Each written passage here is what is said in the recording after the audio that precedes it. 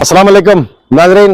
वैसे तो हर साल दशहरे में एग्जीबिशन को लेकर लोगों में एक तरह का शौक पैदा होता है और इस साल Ayub Khan exhibition authority chairman की जानिब से कई एक मुख्तलिफ और रंगारंगी प्रोग्राम का आगाज करने वाले हैं।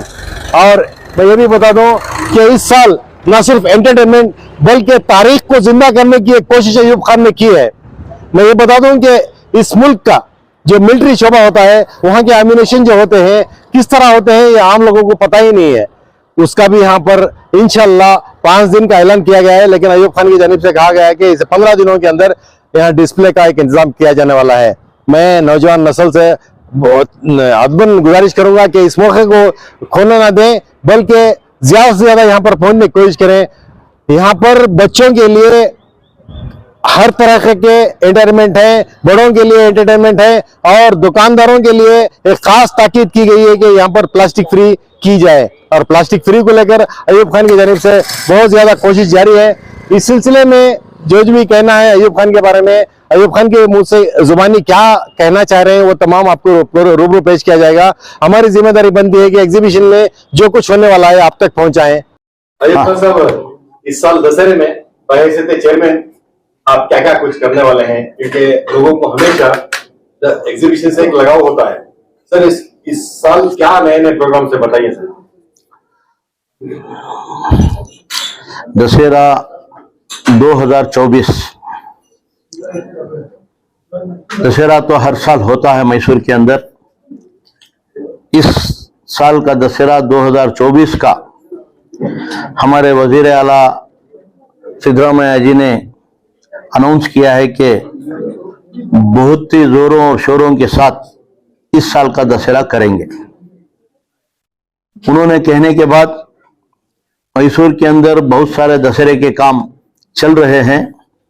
इसी तरीके से मैसूर दशहरा एग्जीबिशन 2024 जो है, इसको भी एक अच्छे ढंग से अच्छे तरीके से करने के लिए सिद्धरामैया जी से मैं राय सलाह मशवरा किया था। उन्होंने मुझे ताकीद दी थी कि इस बार की एग्जीबिशन भी अच्छी तरीके से होनी चाहिए।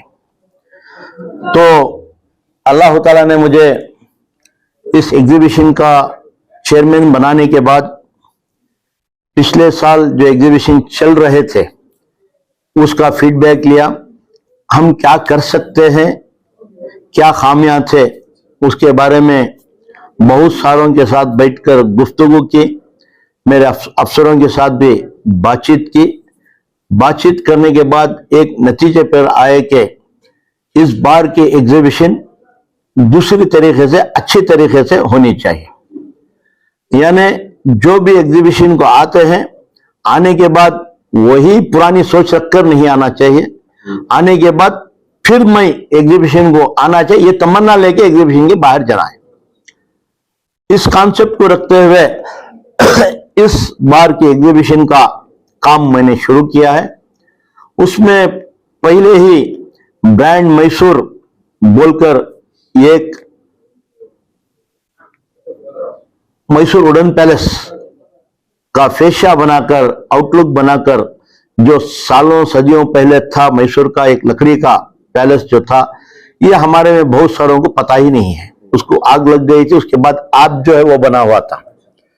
तो वो उसकी याद ताजा करने के लिए, अवाम को बताने के लिए मैसूर के अंदर ऐसा भी पैलेस था एक जमाने में, तो उसी मॉडल में एक पैलेस टाइप में फेशिया तैयार किया गया है। उसके ही अंदर जो मैसूर के अंदर जो भी प्रोडक्ट उस जमाने से बन रहे हैं, बिक रहे हैं, उसको पब्लिक के सामने लाने के लिए हम भूल गए हैं बहुत सारे प्रोडक्ट जो मैसूर में ही बन रहे हैं।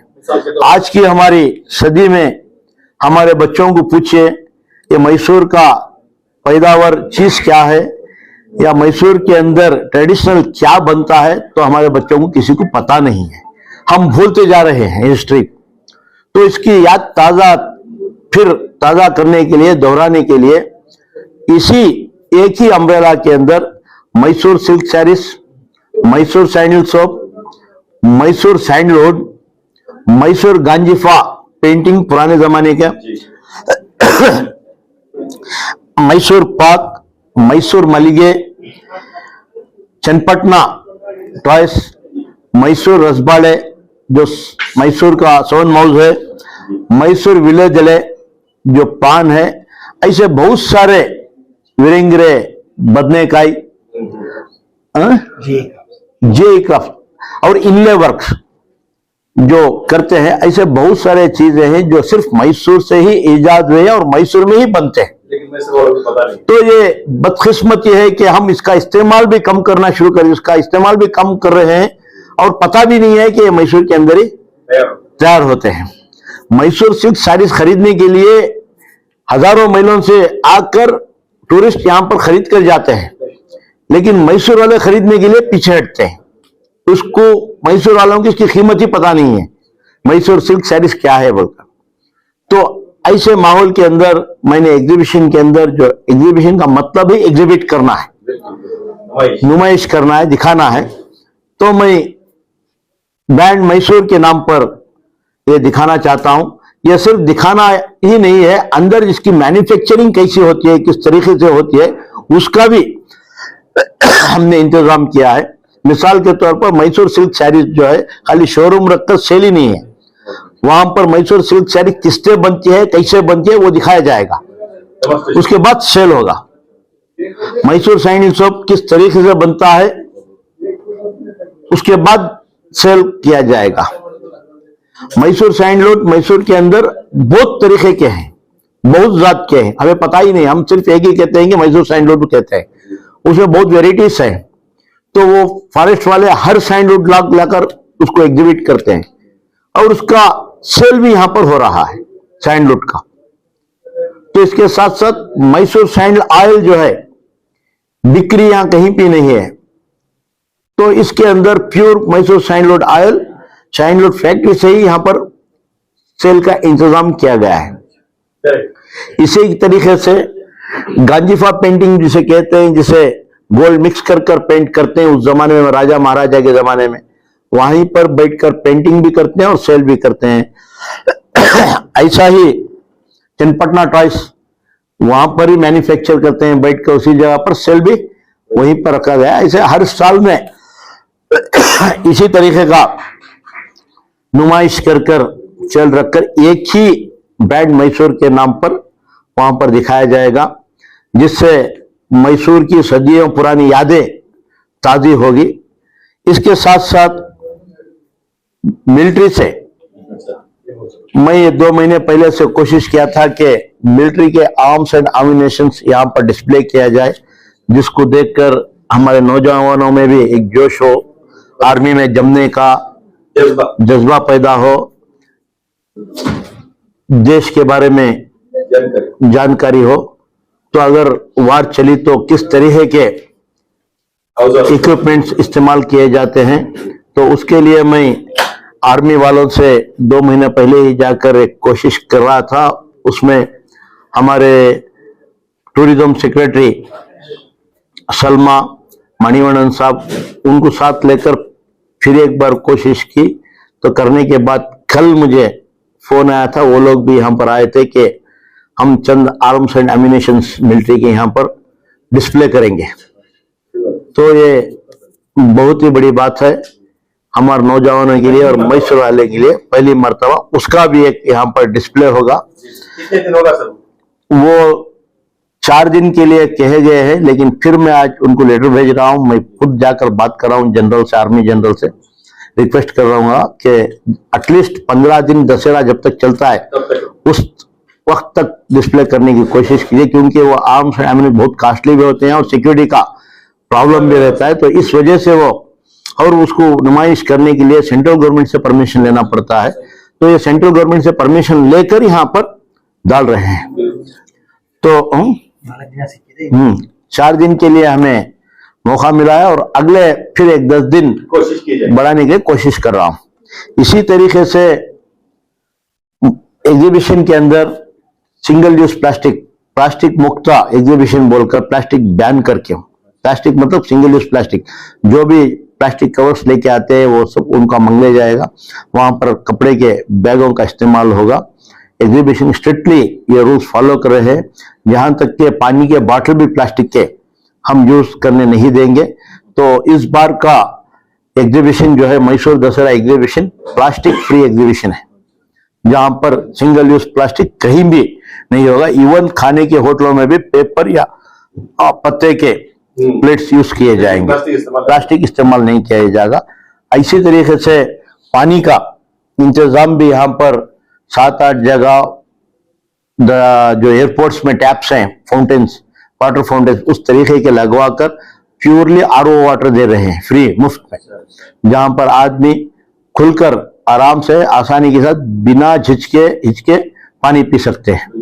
तो उसका इंतजाम भी पूरे एग्जीबिशन के अंदर हो रहा है। ऐसे ही लाइटिंग का सिस्टम जो है इस बार नए तरीके से कर दशहरा एग्जीबिशन ग्राउंड में बेहतरीन तरीके से लाइटिंग भी की जा रही है। उसके साथ साथ फ्लावरिंग फूलों का इंतजाम शो भी थोड़ा बहुत हम कर रहे हैं। ऐसे ही बच्चे जब यहाँ पर एग्जीबिशन के अंदर आते हैं, उनको एंटरटेन करने के लिए क्लाउन्स, जोकर्स और बहुत सारे स्टंट्समैन को सब लाकर जो आज चलते फिरते बीच बीच में उनको बच्चों के साथ मशकरी खेल करना, वो कर बच्चों का मन बनाने की भी कोशिश की जा रही है। इसी तरीके से फर्स्ट बार कर्नाटक एग्जीबिशन के अंदर, मैसूर दशहरा एग्जीबिशन के अंदर बैटरी बग्गीज जो है हेरिटेज स्टाइल में विंटेज व्हीकल्स का इंतजाम किया गया है, जिसमें जो दशहरा एग्जीबिशन 80.3 एकड़ में बना हुआ है, बहुत ही बड़ा है, जहां पर कोई भी हैंडीकैप माजूर लोग आए तो फिर नहीं पाएंगे, तो उन लोगों को मुफ्त में इस व्हीकल में बिठाकर एक जगह से और एक जगह कर लेके जाकर छोड़ने का इंतजाम रहेगा। औरों को जो है 50 रुपया या 100 रुपया फीस लगाकर इसमें बिठाकर भेजा जाएगा। बेहतरीन व्हीकल बग्गीज आ रहे हैं विंटेज स्टाइल में। तो एक बड़ा सा पांडा या 25 फीट का खड़ा कर वहां पे एक सेल्फी पॉइंट भी बनाया जा रहा है। ऐसे बहुत सारे चीजें ही इस बार एग्जीबिशन के अंदर हम इंट्रोड्यूस भी कर रहे हैं और दिखा भी रहे हैं। और इंटरैक्टिव पार्क जो बच्चों के लिए मुफ्त में दिखा, इलेक्ट्रॉनिक पार्क है वो एक तरीके का, वहां पर बच्चों के लिए मुफ्त में उसका एंट्री फी के है। मैं समझता हूं कि इंडिया में पहली बार ऐसा इंटरैक्टिव पार्क यहाँ पर आ रहा है। सर, हफ्ता और इतवार को कुछ एंटरटेनमेंट प्रोग्राम ऐसा नौजवानों के लिए? तो इसके साथ साथ मेरा ये भी सोचना है कि दशहरा जो चलता है 10 से 12 दिन तक पूरा सिटी के अंदर हर प्रोग्राम चलते हैं। दशहरा खत्म होने के बाद 8-10 दिन मैसूर के अंदर लाइटिंग रहती है, तो दशहरा खत्म हो जाता है। लेकिन एग्जीबिशन 3 महीने 90 दिन इधर चलती है। मैं इस बार 3 महीने जो एग्जीबिशन यहाँ पर चलती है, तो 3 महीने में 10 सैटरडेज और 10 संडेज आते हैं, हफ्ता इतवार। तो इन दोनों दिनों में भी एंटरटेनमेंट प्रोग्राम्स रखकर सैटरडेज को जो स्कूल के बच्चे हैं, कॉलेजेस के बच्चे हैं, जो युवा समारोह कर रहे हैं, ऐसों को लाकर प्रोग्राम्स करने का एक प्लान डालकर है। और दोस्तों संडेज में कनाडा और हॉलीवुड एक्टर्स जो है उनको लाकर 10 संडेज भी एक न एक तरीके से प्रोग्राम करने की कोशिश की जाए, जिससे दशहरा जो है सिर्फ 10 या 15 दिन को खंडा नहीं चाहिए। मैसूर के अंदर दशहरा 90 दिन भी चलना चाहिए, अप टू 3 मंथ्स। तो यही कोशिश में इसके ऊपर काम कर रहे हैं। इंशाअल्लाह आने वाले दिनों में जो आर्टिस्ट आएंगे, कब कब प्रोग्राम होगा, वो भी अनाउंस किया जाएगा। और उसके साथ साथ इस बार दशहरे का मुशायरा भी बड़े पैमाने में एग्जीबिशन ग्राउंड में ही रखने का फैसला किया है। डीसी, मैं, सीएम साहब और डिस्ट्रिक्ट मिनिस्टर चारों मिलकर बात करके रहे, तो एग्जीबिशन ग्राउंड में ही एक मुशायरा उर्दू कवि गोष्ठी जो है यहाँ पर ही चला जाएगा। इंशाअल्लाह उस उर्दू कवि गोष्ठी में, मुशायरे में आला पैमाने पर जो शायर है उनको बुलाने की कोशिश चल रही है। इंशाअल्लाह 1-2 दिन में उनके नाम भी आपके सामने रखे जाएंगे। तो मैं यही आवाम से, आपके माध्यम से अपील करता हूं कि इस बार का एग्जीबिशन दूसरे तरीके से चल रहा है, अच्छे तरीके से चल रहा है। आप यहाँ पर आए, इसका इस्तेमाल कीजिए और औरों को भी बताएं। सर, अगर बात करें कीमतों में, जो टिकट होती है उसकी कीमत में जो है क्या इजाफा हुआ है, क्या उसमें कटौती हुई है? हम कीमतों में बढ़ाने के लिए आप देख रहे हैं कि हर प्रोडक्ट के, हर चीज के कीमतें, दाम बढ़ रहे हैं, लेकिन इस बार बहुत सारा प्रेशर आने के बावजूद बढ़ाने का सिर्फ मैं 5 रुपये बढ़ाया हुआ हूँ टिकट। जो 30 रुपए थे, बच्चों को उतना ही 20 रुपए ही है। बड़ों को 35 रुपए। 30 रुपया था, 5 रुपया बढ़ाकर 35 किया है। बच्चों को वही टिकट रखते हैं। तो एक और बात भी जो है सामने आती है, जब ज्यादा भीड़ रहती है तो उसमें जो है कहीं ना कहीं चोरी के भी कुछ वाकया जो है हमारे सामने आते हैं, उसको जो है हम पुलिस को लेटर लिखे हैं ज्यादा से ज्यादा बंदोबस्त देने के लिए। पुलिस कमिश्नर से भी मैं बात किया हूं। पुलिस कमिश्नर भी जितना ज्यादा हो सकते उतनी सिक्योरिटी देने की कोशिश, वादा भी किए हैं। इसके साथ साथ एग्जीबिशन के अंदर हमारे पास एक control room, how can I help you बोल के इस नाम से कंट्रोल रूम बनाया जाएगा, जहां पर हम हमारे ऑफिसर्स, पुलिस ऑफिसर्स सब वहीं पर रहेंगे। तो वहां से पूरा एग्जीबिशन का मुआयना भी चलता रहेगा, देखते भी रहेंगे। और जो भी एग्जीबिशन के अंदर, एग्जीबिशन चलने के वक्त जो भी मुश्किलात या कुछ भी आया तो वहां से हम कंट्रोल करेंगे। इंशाल्लाह ऐसे कोई भी वारदात या कुछ नहीं होगा। तो हम इसकी कोशिश करेंगे कि आने वाले दिनों में एग्जीबिशन 90 दिन जो चल रहेगी, क्राइम फ्री एग्जीबिशन चलाने की कोशिश करेंगे। सर, इस मरतबा का जो तारीखी एग्जीबिशन होने जा रहा है, सर स्कूल के बच्चों में तारीख की कमी है। सर, क्या स्कूली तलबा को आपकी तरफ से एक मौका दिया जाएगा कि वो आपको यहाँ आए और रियायती दमों में वो देखें सर, क्योंकि तारीख जानना जरूरी है सर। इंशाल्लाह आपने अच्छी सलाह दी।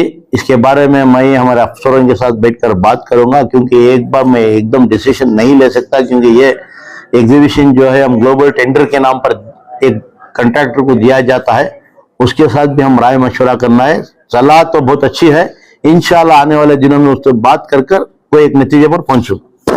आखिरी सवाल है, जिस तरह पिछले साल वो झूलने से एक लड़की जो है हादसे का शिकार, मौत के मुंह में चली गई, अगर ऐसे कुछ हादसे भी जो है यहाँ पर होते हैं सर, झूले में झूलना, फिर झूले में जो है उसे कुछ किस्म का जो है इस तरह की कुछ इक़दाम उठाएं जिससे जो है बचा जा सके? नहीं, अभी जो है फायर को बचाने के लिए जहां पर आग लगने का कहीं भी अंदेशा रहता है या कोई, उसके लिए हम प्रिकॉशनरी मेजर्स ले रहे हैं। एक फायर इंजन इधर ही खड़े रहेगी एग्जीबिशन के अंदर, और उसके साथ साथ मैं फायर एग्जॉस्ट सिलेंडर्स जो है एग्जीबिशन के अंदर बहुत सारी जगह लगाया हुआ। ज्यादा से ज्यादा हमारे अम्यूजमेंट एरिया में लगाया जाएगा। और जिस तरह की आपने टेक्निकली बात की कि झूले में कुछ फर्क होकर हो जाएगा, तो इसका एहतियात करेंगे। और जो भी अम्यूजमेंट लेगा उसके साथ बुलाकर एक मुआयना कर उसे भी हम ताकीद करेंगे, हिदायत देंगे कि ऐसे इंसिडेंट्स ना हो। और उनके जो मटेरियल्स जो लाकर यूज करते हैं उसके बारे में भी एक टेक्निकल कमेटी को बनाकर देखा जाएगा। जिस तरह आपने बताया फायर जो भी है, उसी तरह एम्बुलेंस भी अगर खड़ा करें तो मुनासिब है। एम्बुलेंस भी रहता है, एक नेक्स्ट शिफ्ट हॉस्पिटल क्लिनिक भी बनाते हैं, हम बनाने के लिए कहा हूं, वो भी बन रहा है। तो हमारे पास सार्जेंट्स रहते हैं यहाँ पर, इस बार सार्जेंट्स का भी इस्तेमाल कर रहे हैं हम बनाकर, वो भी घूमते फिरते रहते हैं। तो हर तरीके के जो भी आने वाले दिनों में पब्लिक को, आवाम को, टूरिस्ट को कहीं भी दिक्कत ना पहुंचे, उसका ख्याल किया जाएगा। Thank you sir.